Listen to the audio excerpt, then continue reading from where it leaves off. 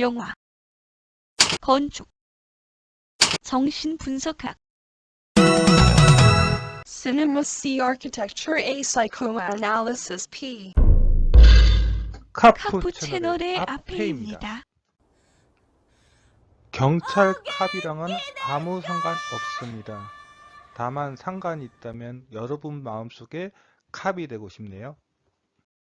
6번째 카푸 채널 컨텐츠는 현대 건축의 시작이면서 그 완성까지 보여준 20세기 최대의 천재 건축가 르 꼬르비제 빌라 사보아에 대한 내용입니다. 이 조그마한 건물을 소개하는데 한 번만 콘텐츠를 만들면 될 것이라고 생각했는데 막상 만들어 보니 양이 많아져서 한 번으로 끝내지 못했네요. 흑흑, 꼬르비제 빌라 사보아의 첫 번째 콘텐츠는 빌라 사보아 외관과 함께 1층 부분만 다뤄보겠습니다. 블레이드 러너 관련 콘텐츠 만들면서 정말 힘들었습니다. 설마 빌라 사보아 콘텐츠도 엄청 고생하는 거 아니겠죠? 새로운 마음으로 즐겁게 해보겠습니다. 젊은 시절의 르 꼬르비제입니다. 만일 꼬르비제가 없었다면 영국의 캠브리지 골목길처럼 로텐브루크의 옛날 거리처럼 베르사유 궁전과 같은 건물들이 지금 이 건축물 대신 거리에 가득하게 되었을 겁니다. 꼬르비제는 모더니즘 그 자체입니다.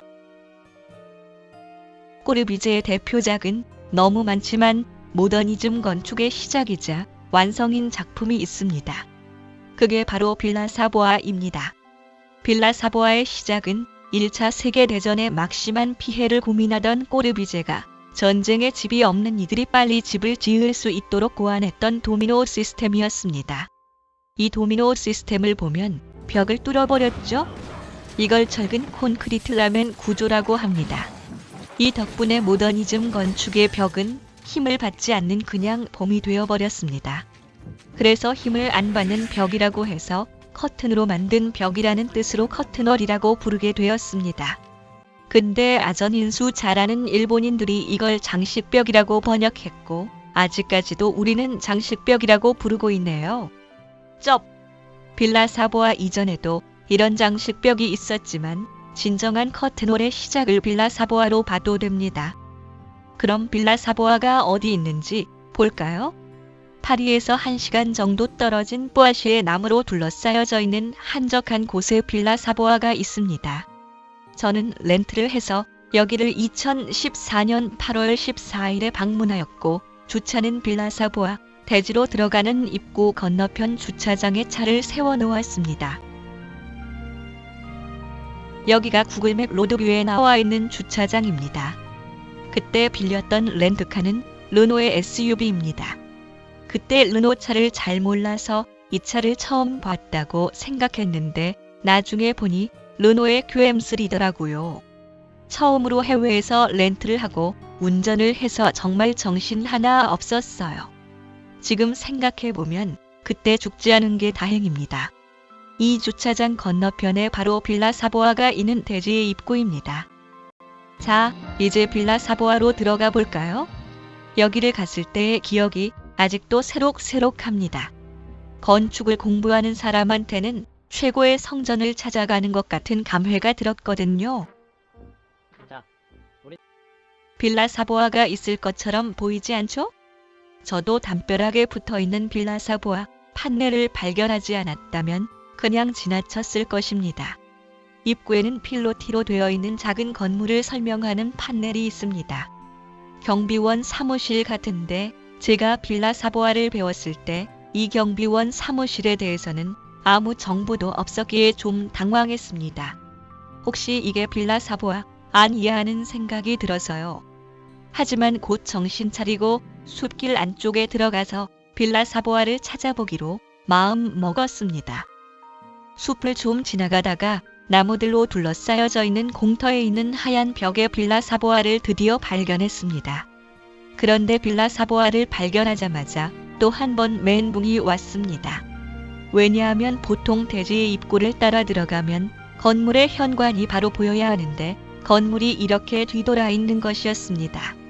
대지의 입구로 들어가서 처음 만나는 빌라 사보아의 얼굴은 남측 입면입니다. 빌라 사보아를 천천히 돌아보겠습니다. 이쪽이 빌라 사보아의 서측입니다. 서측의 2층 입면을 보시면 유리창이 끼어져 있지 않고 그냥 직사각형으로 길게 뚫어놓은 것을 알 수 있습니다.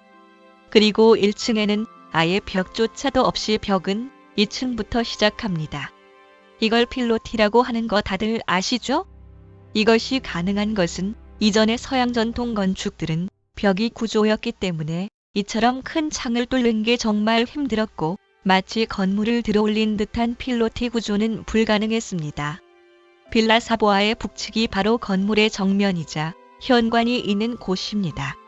여기서는 서쪽 입면과는 다르게 2층에 길게 이어진 유리창이 보입니다. 이걸 띠처럼 이어졌다고 해서 띠창이라고 합니다. 이것은 건물을 받치고 있는 기둥이 외벽에서 약간 뒤로 물러져 있기 때문에 가능했던 것입니다. 이처럼 기둥이 뒤로 물러나 있고 외벽이 바깥쪽으로 튀어나온 수법을 캔틸레버라고 합니다. 빌라 사보아의 동측은 서측과 같은 모습이지만 대신 비어져 있었던 직사각형으로 벽이 뚫린 곳에 유리창이 끼어져 있습니다. 이것도 띠창이라고 합니다. 빌라 사보아의 외부만 둘러봐도 꼬르비제가 현대 건축에게 준 선물들이 많이 보입니다. 하나는 필로티 구조이고 둘은 커튼홀이며 셋은 띠창입니다. 그리고 눈치채셨겠지만 이 건물은 서양 전통 건축과는 다르게 지붕이 평평한 평지붕입니다. 네 번째로 꼬르비제가 우리에게 선물해준 현대 건축 수법이 바로 평지붕입니다. 필로티 아래를 한번 살펴볼까요? 여기가 빌라 사보아의 입구입니다. 반원형으로 벽을 세운 1층 입구 쪽을 보면 당시는 기술이 없어서 유리창을 짧게 세로로 잘라서 반원형 유리벽을 세웠습니다. 예전 건축 모델을 만들던 학창시절 원형 유리벽을 만들 때 아크릴을 이처럼 세로로 폭 좁게 잘라서 곡선벽을 만들었던 것이 생각나네요. 유리벽 반대쪽에는 원래 주차장 입구입니다. 접이식 폴딩 문으로 되어 있네요. 근데 또 잠깐 당황했습니다. 현관에서 좀 떨어지기는 했지만 현관문 정가운데 위치로 기둥이 떡하니 있는 겁니다. 옛날 빌라 사보아 모델 만들 때는 잘 몰랐는데 이렇게 현관 정면의 가운데 기둥이 있으니 좀 불편해 보였습니다. 빌라 사보아를 들어가기 전에 잠깐 평면을 살펴볼까요? 현관을 들어가면 1층 홀은 현재 전시 판매장으로 되어 있고 현관 바로 앞에 경사로 즉 램프가 있습니다. 홀에는 램프 말고도 원형 계단이 있고 램프를 정면으로 바라보았을 때 왼쪽에 게스트 침실 1과 침실 2가 있습니다. 게스트 침실은 전시 공간으로 쓰이고 있습니다. 그리고 관리실은 그대로 보존되어 있습니다. 그리고 침실 4가 있는데 원래는 안쪽으로 문이 없는 것으로 보아서 여기는 운전기사의 숙소로 쓰였던 것 같습니다. 지금은 침실 4는 빌라 사보아를 관리하는 분들이 있는 사무공간이고 원래에는 없던 문을 달아놓았습니다. 차를 주차했던 주차장은 현재 회의실로 쓰이고 있고 마지막으로 1층에 공동으로 쓸 수 있는 화장실이 있습니다. 자, 이제 현관을 열고 안으로 들어가 봅니다. 현관을 열고 들어가면 바로 이렇게 떡하니 2층으로 올라가는 경사로 즉 램프가 보입니다. 1층 홀입니다. 이 좁은 공간에 꼬르비제와 관련된 기념품들을 전시해 놓고 팔고 있습니다. 이 좁은 홀의 전시 판매장에 이렇게 원형 계단이 눈치 없이 끼어 들어가 있습니다. 이 원형 계단은 지하로도 내려갈 수 있습니다. 지하에도 공간이 있는데 아마 기계실인 것 같습니다. 관람객은 못 들어가게 되어 있네요. 게스트 침실 1입니다. 현재는 꼬르비제에 관련된 도면이나 사진을 전시해 놓았습니다. 빌라 사보아에서 1층 창문들은 가로로 이렇게 여러 개의 쇠살로 나누어져 있고 이 가로 쇠살을 축으로 회전하여 이렇게 창문이 열립니다. 근데 2층의 창은 이런 디자인을 쓰지 않네요. 게스트 침실 2는 들어갈 수 없습니다. 무슨 용도로 지금 사용하는지는 잘 모르겠네요. 이 사진은 관리실입니다. 아마 이곳은 빌라 사보아 주변을 관리할 때 사용하는 공간 같습니다. 뒤쪽으로 나가는 문도 있고 또 수도 시설이 있어서 정원에 물을 줄 때 사용한 것 같습니다. 1층 평면상에는 침실사로 들어갈 수 있는 문은 없습니다. 아마 운전기사가 썼던 침실사를 현재는 사무공간으로 사용하기 때문에 문을 새로 낸 것 같습니다. 침실사에는 욕실과 화장실도 있는데 들어가 볼 수 없어서 그대로 남아있는지 확인하지 못했습니다. 차를 주차했던 공간입니다. 앞에서 말씀드린 것처럼 접이식 폴딩문으로 열고 닫을 수 있게 되어 있습니다. 지금은 회의실로 사용하는 것 같습니다. 이 공간이 색다르게 느껴지는 것은 바로 이처럼 천창이 있기 때문입니다. 천창은 2개가 있고 이 천창의 위는 2층에서 옥상으로 올라가는 경사로 옆에 열려져 있습니다. 두 번째 천창은 2층 거실 대형 유리창 앞으로 열려져 있습니다. 솔직히 이 멋진 공간을 그냥 직원들의 회의실로 쓰는 것은 좀 아깝다는 생각이 들었습니다. 그때부터 6년이 흘렀으니 좀 달라졌을까요? 1층의 화장실입니다. 제가 여기서부터 이상한 버릇이 생겨났습니다. 마치 개가 흔적을 남기듯이 멋진 건물을 가면 꼭 화장실을 사용하는 버릇이요. 헤헤. 근데 이 화장실 엄청 좁습니다. 우리가 보통 보는 화장실 칸보다 확실히 좁습니다. 게스트 침실 1, 이쪽 복도에는 기둥이 있고 기둥 뒤쪽에는 세면대가 있습니다. 빌라 사보아는 은근히 세면대가 많이 있습니다. 이제 2층으로 올라가기 전에 램프, 즉 경사로를 한번 살펴보겠습니다. 사실 현대 건축에도 이렇게 건물의 가운데 램프가 위치하는 경우는 별로 없습니다. 왜냐하면 램프는 올라가기에 적당한 기울기가 되기 위해서는 넓은 공간을 차지해야 하기 때문입니다. 현대 건축에서는 램프는 보통 휠체어로 올라가는 데에 사용합니다. 그런데 빌라 사보아의 램프는 휠체어가 올라가기에는 경사가 심합니다. 칼리가리 박사의 밀실에서 램프로 케사르가 여자를 업고 내려오는 장면입니다. 이처럼 사실 램프도 올라가는 거나 내려오는 것이 쉽지는 않습니다.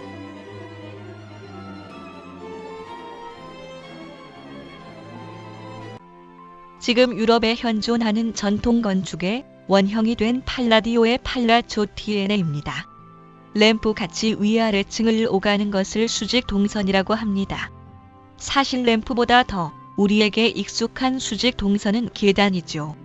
팔라조 티에네는 계단 2개가 이렇게 구석에 있습니다. 그리고 건물의 중심이 되는 센터는 중정으로 비어져 있습니다. 그런데 빌라 사보아의 중심에는 이렇게 수직 동선인 램프가 위치하고 있습니다. 17세기 네덜란드를 배경으로 한 진주 귀걸이를 한 소녀라는 영화를 보면 그때는 귀염뽀짝했던 우리의 블랙이 도우께서 하녀로 강림하셔서 건물의 중심이 되는 중정에서 이렇게 열심히 일을 하십니다. 그 와중에도 재미난 장난을 찾아내서 아이들에게 동심을 키워주네요.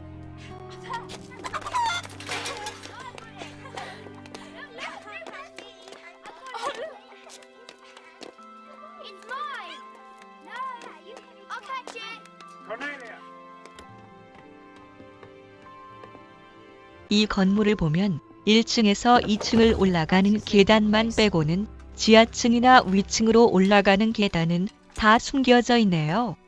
그 이유는 그 당시에는 주인은 1층에서 2층을 올라가는 것 이외에는 다른 계단을 쓰지 않기 때문입니다. 지하층이라든지 2층 이상은 힘들게 주인이 올라가는 것이 아니라 모두 하인에게 심부름으로 계단을 올라가게 하는 것이었습니다. 즉, 계단은 하녀의 것이었습니다. 그러니 수직 동선이 다 이 모양이죠. 이 영화에서 알 수 있듯이 20세기 이전만 해도 인권 같은 것은 없었습니다. 그래서 하인들은 자기 방도 없이 지하창고나 다락에 그냥 이불만 깔아놓고 잠을 청했죠. 그런데 빌라 사보아는 하녀가 사용했던 수직 동선인 램프를 건물의 중심으로 가져왔네요. 그것은 20세기부터 주인과 하인의 구분이 없어지고 동등한 세상으로 바뀌었다는 사실을 알려주는 변화 중 하나였습니다. 그런데 왜 계단이 아니라 램프일까요? 앞에 보여드린 칼리가리의 밀실 영상을 통해서 알 수 있듯이 램프도 올라가고 내려가는 데에 힘이 듭니다. 하지만 계단은 그것보다는 좀 더 힘들죠. 계단으로 많은 층을 올라가는 것은 정말 힘이 듭니다. 그러나 경사로도 쉬운 것은 아니죠. 하지만 램프는 많은 공간을 차지합니다. 그리고 기껏 2층인 건물에 계단 오르는 게 힘들어서 램프로 했을까요? 이 사진을 보면 한참 후에 나이든 꼬르비제가 힘차게 계단을 올라가는 모습이 있습니다. 그럼 왜 꼬르비제는 램프를 했을까요? 여기에 옥상 2층, 1층의 평면이 있습니다. 이 평면들은 기본적으로 수직 수평의 격자 그리드로 구성되어 있습니다. 각 층은 이렇게 램프로 이어져 있습니다. 즉, 이 차원에서 수평 수직으로 연결된 격자 그리드를 벗어나는 3차원의 사선 공간이 바로 램프인 것입니다. 이 장면을 단면으로 넘겨보겠습니다. 이렇게 1층, 2층은 램프로 연결되어 있습니다. 그리고 이렇게 사람이 걸어서 올라갈 수도 있고 내려갈 수도 있겠죠. 계단보다는 램프로 오가는 것이 주변의 시선을 더 잘 볼 수 있습니다. 이 수직 동선을 따라 위아래로 움직이면 이 차원 격자 그리드에 갇혀 있었던 공간들이 이처럼 새로운 모습으로 다가오게 되는 것입니다. 즉, 램프를 통해서 위아래로 움직이는 시선이 즐거워지는 것이죠. 2층에서 옥상층으로 올라가 보겠습니다. 역시 1층, 2층 올라갔을 때처럼 단순히 수직 수평으로 디자인되었던 요소들이 새롭게 다가오는 것을 알 수 있습니다. 이처럼 꼬르비제는 경사로, 즉 램프를 따라 움직이게 되면 우리가 평소에는 단순하게 보았던 2차원의 수직 수평의 세계에서 새로운 3차원의 기하학적인 공간을 눈에 담을 수 있다고 생각한 것입니다.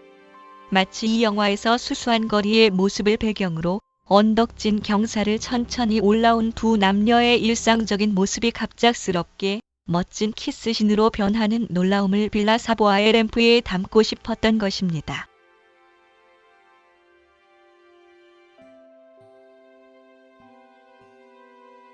꼬르비제가 램프가 가진 가능성을 이렇게 보여주었고 이것을 21세기에도 잘 발전시켜 써먹는 건축가로 렘 코랄스가 있습니다. 그는 로테르담에 있는 쿤스트왈 미술관의 강의실에 램프를 사용하여 이 공간에 다채로움을 불어넣었습니다. 쿤스트왈에서 가능성을 본 코랄스는 파리 주시대학 도서관 현상안에서 바닥 자체를 완전히 램프로 만든 획기적인 설계안을 제출합니다. 그러나 이 설계안은 폭망합니다. 그러나 코랄스는 포기하지 않았고 주시대학 도서관 현상안을 한층 발전시켜 시애틀 공립도서관에서 가운데 서가 부분을 감싸고 램프로 내려오는 공간과 함께 중앙에 있는 서가는 주시대학처럼 바닥을 경사로 구성하는 획기적인 설계를 보여줍니다. 나중에 꼭 시애틀 공립도서관을 가보세요. 제가 직접 본 건물 중에서 손으로 꼽을 수 있는 멋진 건축입니다. 이처럼 꼬르비제의 램프는 이와이 휴운지 감독의 뱀파이어 속 한 장면처럼 정말 경이롭습니다. 더 빌라 사보아를 설명해야 하는데 또 이렇게 길어져 버려서 빌라 사보아의 2층은 다음 편으로 넘기겠습니다. 콘텐츠를 봐주셔서 감사하고 구독과 좋아요 부탁드리겠습니다. 그럼 다음 편으로 또 뵙겠습니다. 이상 카프 채널의 레이첼과 아페이였습니다.